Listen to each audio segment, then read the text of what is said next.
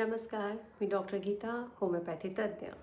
तर चला, आता काल मी एक छोटासा व्हिडिओ टाकला होता एक जनरलाइज्ड बोलण्याबद्दल आणि त्यामध्ये मी तुम्हाला थोडी माहिती दिली होती. तर आता आपण आज शिफ्ट होऊयात होमिओपॅथीबद्दल.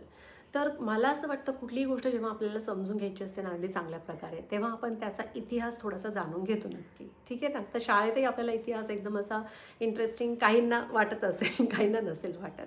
ठीक आहे? तर आपण थोडक्यात होमिओपॅथीचा इतिहास जाणून घेऊयात. तो होमिओपॅथी जे हे शास्त्र किंवा एक वैज्ञानिक शाखा आहे हेल्थकेअर सिस्टमची, त्याचा जो उगम आहे तो कुठे झाला बरं? तर मेनली त्याचा जो शोध आहे तोही तुम्हाला चकित व्हाल तुम्ही माहिती होऊन तुम्हाला आश्चर्य वाटेल की त्याचा जो शोध आहे ते एका होमिओपॅथिक नाही तर एक ॲलोपॅथिक डॉक्टरांनी लावलेला आहे. तर जर्मनी या देशामध्ये सर डॉक्टर सॅम्युअल हॅनिमॅन हे जे आहेत एक ॲलोपॅथिक प्रॅक्टिशनर होते आणि त्यांच्या क्लिनिकमध्ये बरीचशी पेशंट वारंवार यायची आणि ती बरी होत नव्हती, पुन्हा पुन्हा तीच कंप्लेंट्स घेऊन येत होती. अशा काही घटना घडल्या त्यांच्या आणि बरीच औषधं देऊन त्या काळामध्ये, म्हणजे मी ही कुठली 18व्या शतकाची गोष्ट बोलत आहे, तर त्या काळामध्ये कसं होतं की मेडिकल सिस्टमच्या ज्या ट्रीटमेंट्स होत्या त्या खूप जास्त त्रासदायक होत्या. म्हणजे लीच लावणे किंवा ब्लिडिंग करून कट करणे आणि असं ते फार दुःखदायी ट्रीटमेंट होत्या. तर त्या काळामध्ये त्यांना वाटलं की हे करूनही पेशंट बरे होत नाही आहेत, तर काहीतरी म्हणजे याच्यामध्ये गोम आहे, काहीतरी चुकतं आहे आपलं. म्हणून त्यांनी ती प्रॅक्टिस सोडून दिली आणि त्यांनी थोडंसं काय केलं की त्यांनी ट्रान्सलेशनचं कामं घेतली. तर थोडे काही तिथले जे स्कॉलर्स होते ते लिहायचे आणि त्या भाषांतराचं त्यांनी कामं घेतली. तर ती कामं घेताना त्यांच्या वाचनामध्ये काही गोष्टी आल्या आणि ॲक्सिडेंटली म्हणजे अपघाताने त्यांनी काही पानं खाण्यात त्यांची आली आणि त्यांना त्याच्यानंतर ती लक्षणं चालू झाली तापासारखी. आणि ते जे खाण्यात आलं होतं त्याचं नाव जे आहे सायंटिफिक, त्याचं नाव आहे सिंकोना. म्हणजे आजचं जे आपण मलेरियाच्या औषधीसाठी वापरतो त्या झाडाचं जे नाव आहे ते त्यांच्या खाण्यात आलं होतं आणि त्यांना अगदी मलेरियासारखी लक्षणं आली. मग त्यांना वाटलं की जर मी हेल्दी असताना मला ही गोष्ट खाल्ल्याने हे त्रास होत आहे, तर जो त्रासात असेल त्याला मी हे दिलं तर ते बरंही होईल. आणि इथून जन्म झाला लॉ ऑफ सिमिलर्सचा, जो होमिओपॅथीचा बेस आहे. आणि दुसरी गोष्ट, जेव्हा कालांतराने त्यांनी रिसर्च केलं त्यांना कळालं की ती डोसेस अगदी मिनिमल म्हणजे छोटे मिनिस्मल असावेत, म्हणजे कमीत कमी सूक्ष्म औषध असावं ते आणि एकदम लो डोसेसमध्ये दिलं जावं की पेशंट्सला कुठल्याही प्रकारचं साईड इफेक्ट नको व्हायला. हे त्यांचे 2 लॉज होते आणि अशा प्रकारे जर्मनीमध्ये त्याचा जन्म झाला. तर चला, आता होमिओपॅथीचा जन्म तर झाला जर्मनीमध्ये, पण ते भारतात कसं आलं? कारण की हे जे होमिओपॅथिक शाखा आहे याचा सगळ्यात जास्त प्रसार तुम्हाला विश्वास बसणार नाही, पण भारतामध्ये आहे आणि फ्रान्समध्ये. तर ही 2 जी देश आहेत तिथे सगळ्यात जास्त होमिओपॅथी वापरली जाते, इव्हन जर्मनीपेक्षा जास्त. आणि सगळ्यात जास्त प्रॅक्टिशनर्स भारतामध्ये आहेत त्याचे आणि भारताने त्याच्यामध्ये खूप जास्त योगदान दिलेलं आहे त्याच्या रिसर्चमध्ये, त्याच्या वापर करण्यामध्ये, त्याच्या ज्या आणखीन रेमेडीज असतात, मेडिसिन्स असतात, त्याचे प्रूव्हिंग्स करण्यामध्ये. तर त्याबद्दल मी तुम्हाला पुढे बोलत जाईन की ही औषधं कशी बनतात, तेव्हा तुम्हाला कळेल मी आता काय बोलतीये. तर चला, होमिओपॅथी जे भारतात आलं ते सुमारे 1840च्या आसपास आलं असावं. कसं आलं? महाराजा रणजित सिंग त्यांनी एका होमिओपॅथला, म्हणजे जे सर सॅम्युअल हनीमॅन होते, फादर ऑफ होमिओपॅथी, त्यांचे जे डिसायपल म्हणजे शिष्य होते, त्यांना त्यांनी पाचारण केलं की तुम्ही इकडे या भारतामध्ये. कारण काय? तर त्यांना होतं व्होकल कॉर्डचा पॅरालिसिस आणि त्यांना कुठून तरी कळालं होतं त्यांच्या ज्ञानाने की होमिओपॅथीवर त्याच्यावरती उपचार आहे आणि ते आले भारतामध्ये. आता भारतामध्ये आल्यानंतर त्यांनी त्यांचा उपचार केला, सगळं काही व्यवस्थित झालं आणि मग तिथनं ते जे डॉक्टर जॉन आहेत, ते पुन्हा गेले नाहीत. तर ते आले कोलकाता साईडला आणि ते तिकडे येऊन शिफ्ट झाले. ठीक आहे. तर म्हणून आपण बघतो की कोलकाता साईडला किंवा वेस्ट बेंगॉल साईडला याचा जास्त प्रचार किंवा वापर केला जातो. आणि उरिसा, बंगाल, तेव्हाचं बंगाल म्हणजे उडीसा या भागामध्ये ही होमिओपॅथी खूप प्रमाणात वापरली जाते. तर अशा प्रकारे ते भारतात आलं. आता महाराष्ट्राचं बोलायचं झालं तर मी तुम्हाला त्याचाही इतिहास सांगते. तर महाराष्ट्राची पण एक मस्त मला इंटरेस्टिंग स्टोरी आहे. महाराष्ट्रामध्ये कसं आलं? तर 1898-99च्या आसपास प्लेगची साथ आली होती आणि त्यावेळेस इतर कोणीही नाही तर आपले स्वयं छत्रपती शाहू महाराज यांनी भारतातील सर्वात पहिला सार्वजनिक होमिओपॅथिक दवाखाना कोल्हापुरात सुरू केला होता आणि त्याचं सध्या अलीकडेच एक पुस्तकही प्रकाशित झालेलं आहे आणि त्यामध्ये त्यांनी म्हणजे त्यांनी आपल्याला माहिती की ते अग्रगण्य समाज सुधारक होते. फक्तच आरोग्य नाही तर शिक्षण, जातीयवाद, मग एंटरटेनमेंट, कला म्हणजे अशा सगळ्याच शेती गुणांना त्यांनी नेहमीच प्रोत्साहन दिले होते.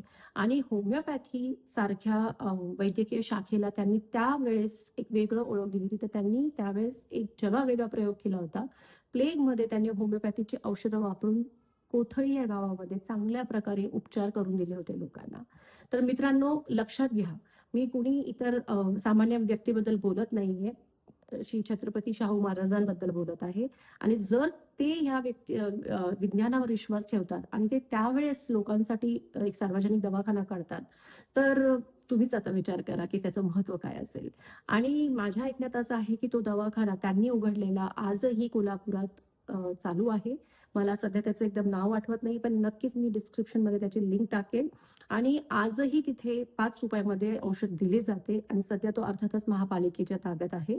पण आता आपल्याला सगळ्यांना सवय लागलेली आहे मोठ्या-मोठ्या दवाखान्यांची भरघोस फी देण्याची. तर मला असं वाटतं त्याच्याकडेही लक्ष द्यावं. तिथे जो दवाखाना चालू आहे त्याच्याकडेही लोकांनी बिलकुल जावं.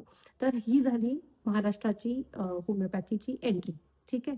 तर आता आपण थोडंसं वळूयात याच्या वैद्यकीय जे एज्युकेशन किंवा शिक्षण घेतो आपण होमिओपॅथीबद्दल, त्याच्या माहितीकडे. तर त्याची जी माहिती आहे ती कशी आहे, तर आपल्या महाराष्ट्रात, भारतात त्याच्यासाठी प्रॉपर लोकांना नीट आणि सीईटीच्या परीक्षा पास झालेले विद्यार्थी हे त्यातनं निवडले जातात होमिओपॅथीच्या शाखेसाठी. आता होमिओपॅथीची जी शाखा आहे, तर खूप लोकांना वाटतं की तुम्ही फक्त 2-5 पुस्तकं वाचली असतील होमिओपॅथीची, तर तसं नाही मित्रांनो. त्याच्यामध्ये एका होमिओपॅथिक डॉक्टरला पूर्ण 5½ इयर्स म्हणजे 5.5 वर्षाचा कोर्स करावा लागतो, जसा एक कुठलाही मॉडर्न मेडिसिनचा डॉक्टर करतो.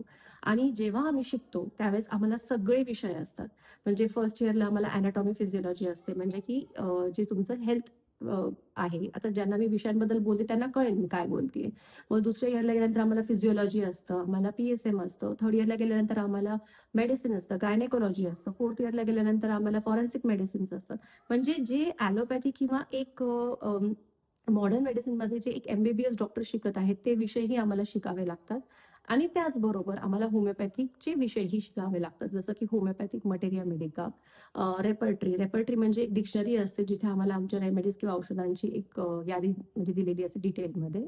आणि ऑर्गॅनन हा एक खूप मोठा विषय आहे, कारण की त्याच्यामध्ये फिलॉसॉफी, ठीक आहे, ती सुद्धा शिकवली जाते. कारण की होमिओपॅथी हे फक्त सायन्स नाहीये. ते सायन्स म्हणजे विज्ञान आहे प्लस कला आहे.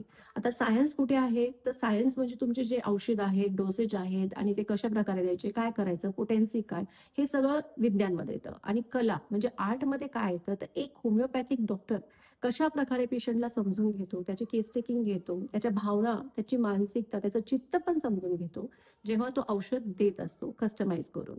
तर या सगळ्या दोन्हींचा जो एक संकलन करून एक होमिओपॅथिक डॉक्टर जे औषध काढत असतो, तर एवढी सगळी मेहनत असते बघा त्याच्यामागे. असं ठरलेलं औषध नसतं की मला हे सुचलायचं आणि हेच द्यायचंय. बरं, याच्यामध्ये एक सांगण्यासारखी गोष्ट आहे की होमिओपॅथीमध्ये जी डॉक्टर्स आहेत, ती खूप वेगवेगळ्या प्रकारे प्रॅक्टिस करतात. हा एक प्रश्न असतो सगळ्यांच्या डोक्यामध्ये आणि त्याच्याबद्दल पण मी पुढच्या व्हिडिओजमध्ये नक्कीच बोलणार आहे. तर आता होमिओपॅथीचा इतिहास, एंट्री आणि भारतामध्ये ते कसं आलं. तर आता महाराष्ट्रामध्ये, अख्ख्या भारतामध्ये 200-250 पेक्षा जास्त गव्हर्नमेंट आणि प्रायव्हेट कॉलेजेस आहेत. आणि महाराष्ट्रामध्ये तुम्ही बघाल तर 70 पेक्षा जास्त होमिओपॅथिक कॉलेजेस महाराष्ट्रात आहेत. तर महाराष्ट्र सगळ्यात जास्त होमिओपॅथिक डॉक्टर्स क्रिएट करणारा राज्य आहे. सो हा झाला एकूण होमिओपॅथीबद्दलचा प्रवास किंवा इतिहास, म्हणजे की त्याचा उगम भारतात आणि मग महाराष्ट्रात त्याची एंट्री. सो थोडक्यामध्ये मी तुम्हाला सांगायचा प्रयत्न केला आहे आणि असे भरपूर व्हिडिओज आता इन्फॉर्मेशनचे येत राहतील. होमिओपॅथीबद्दल अचूक माहिती माझी सामान्य लोकांपर्यंत पोहोचवायचा हा मनापासून प्रयत्न आहे. आणि यासाठीच तुम्ही मला लाईक करा, माझ्या व्हिडिओजला सबस्क्राईब करा आणि खूप जास्त लोकांपर्यंत त्याला शेअर करा आणि यामध्ये माझी मदत करा. आपले खूप खूप धन्यवाद. Signing off, doctor Gita.